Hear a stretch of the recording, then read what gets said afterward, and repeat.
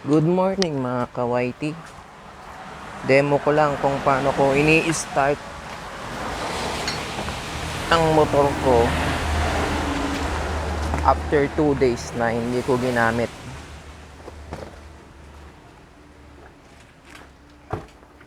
Una, noon ko muna yung gas.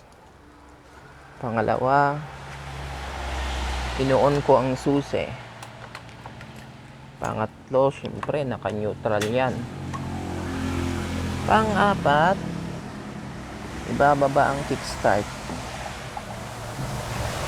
Wala na pong pang-anim kasi putol na po yung choke ko. Pagkababa ng kickstart, sisipain ko po ng 3 hanggang 5 beses. O kahit ilang beses kung gusto nyo kasi malambot naman po ang ating kickstart. So ito. 3 na lang muna. 1, 2, 3. Pagkatapos, susubukan kong i-start gamit rin ang kickstart. Ayaw. So, sa electric start na tayo.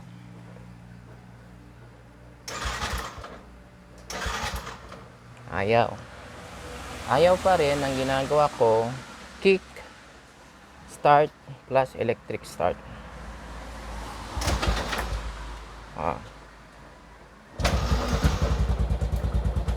Yan. Ganun lang. Salamat.